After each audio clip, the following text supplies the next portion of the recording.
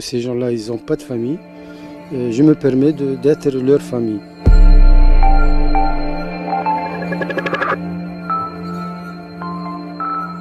Nous sommes à Zarsis, en Tunisie, à 60 km de la Libye. Et sur ces plages, la mer rejette régulièrement les corps de migrants morts noyés en tentant la traversée vers l'Europe. Ces hommes, ces femmes et ces enfants s'échouent ici dans l'indifférence presque générale. Mais un retraité tunisien, un ancien pêcheur, a décidé de consacrer sa vie à ces anonymes en prenant soin de leurs dépouilles. Bonjour Shams. Bonjour. Merci de nous recevoir. Merci. Pas de quoi enchanter. Ça, c'est la cimetière des Inconnus.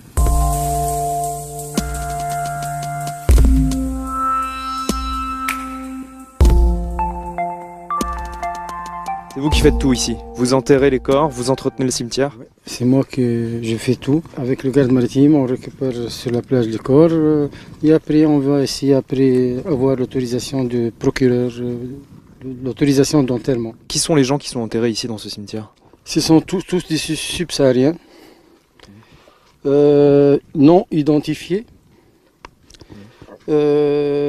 Parfois, tu trouves un demi-femme, un demi-homme, sans tête, sans bras, décomposés. Ces gens-là, ce sont tous qui sont passés par la Libye. Et qui ont pris un bateau pour essayer de rejoindre l'Europe. Ce sont les bateaux de mort. Est-ce que vous avez déjà enterré plusieurs personnes en une seule journée? En 2017, au mois de Ramadan, chaque journée, on est arrivé dans une journée 5 cadavres. Tous les jours? Tous les jours, chaque jour de Ramadan, on enterre.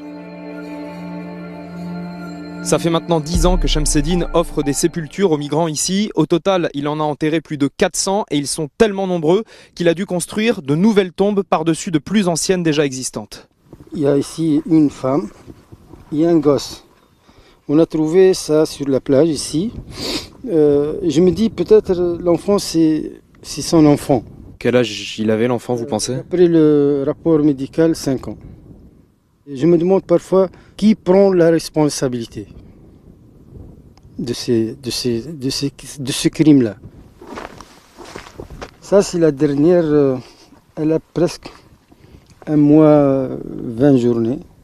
C'était qui? C'est une femme, sans tête et sans jambe gauche. Cette femme-là, je crois qu'elle a 3 mois dans la mer. Vous vous rappelez de toutes les personnes que vous avez enterrées? Oui, ils sont tous gravés dans ma tête. Toutes les tombes, ce sont des inconnus, sauf une, celle-ci, que vous avez faite en béton.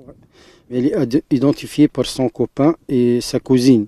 Le copain, il m'a dit, elle s'appelle Rosemary, de Nigeria. Elle a 28 ans. Elle a laissé un enfant au Nigeria. Le cimetière des Inconnus est presque plein, il ne reste que ces 2 tombes de disponibles. Ce terrain prêté par la ville de Zarsis est désormais trop petit. Shamseddine veut acheter lui-même un nouveau terrain pour agrandir le cimetière, mais pour l'instant, il n'en a pas les moyens.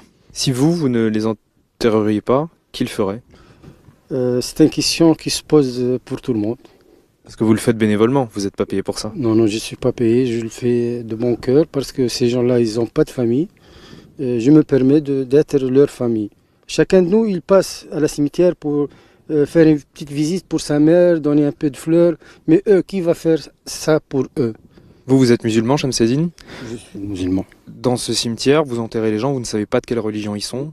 Vous regardez pas la couleur de peau? Non, je ne veux pas la religion, je ne veux pas la couleur de peau. C'est une cimetière multi-religion. Si vous aviez un message pour les familles des gens qui sont enterrés ici, ce serait quoi? Je suis là avec eux.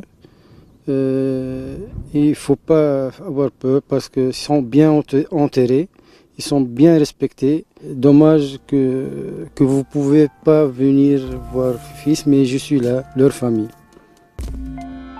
Il n'y a pas que les corps des migrants qui arrivent sur les plages ici à Zarsis, il y a aussi des dizaines de milliers d'objets qui leur ont appartenu. L'un des amis de Shamseddine, Mohsen, recueille ces objets bénévolement et les entrepose ici dans une sorte de musée pour leur rendre hommage. Toutes les chaussures que j'ai ramassées appartiennent à des migrants clandestins. Je les trouve quand on entend qu'il y a eu un naufrage dernièrement, donc je trouve les vêtements et les chaussures. Ça, c'est des chaussures d'enfants que vous avez trouvées sur la plage, c'est ça? Oui, des chaussures d'enfants qui accompagnaient leurs parents. Ce qui me touche aussi, c'est un peu quand je trouve les souliers qui sont un peu rafistolés pour traverser le désert de l'Afrique vers la Libye. C'est pas facile. Donc ces gens-là, ils réparent un peu leurs chaussures dans des conditions très très difficiles. Pour moi, c'est un peu comme une bouteille à la mer avec un message à lire, à suivre. Vous avez trouvé combien de chaussures? Au total, je crois que c'est presque 6000 chaussures.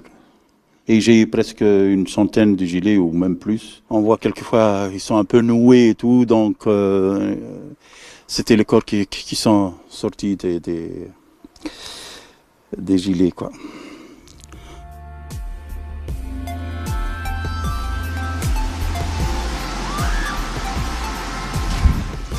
On va aller faire un tour en bateau avec Shamseddine. Il veut nous montrer quelque chose.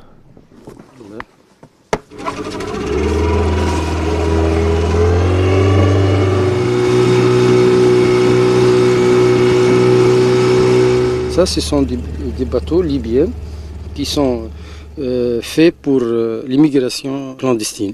Tous, ils sont coincés dans cette petite île où il y a l'eau qui ne dépasse pas le 2 mètres. Donc ces bateaux partent de la Libye, ils échouent, ou ils font naufrage en Méditerranée, et les courants ramènent ici les bateaux et les corps. Oui, ils ramènent les bateaux et les corps. Combien de migrants les passeurs mettent sur ce genre de bateau? Ce genre de bateau, 400. 400 personnes? Oui. 400 personnes, tous accroupis, qui sont un après l'autre, des lignes accroupies comme ça. Et là-dedans, dedans le bateau, ils mettent aussi des immigrants.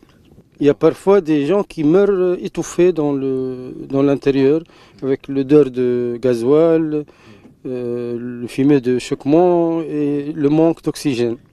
Des bateaux comme celui-ci utilisés par les passeurs, il y en a des dizaines ici, près de 40 juste dans la zone où on est. Et on ne sait pas ce que sont devenus les migrants qui étaient dessus. Est-ce qu'ils ont été sauvés par des gardes-côtes ou des associations? Ou est-ce qu'ils se sont noyés? Impossible de savoir. C'est quoi votre sentiment? C'est de la colère contre l'Europe? Contre qui? C'est un grand colère contre l'Europe. C'est un grand colère. Au lieu de protéger les frontières, protéger ces gens-là, ces malheureux-là.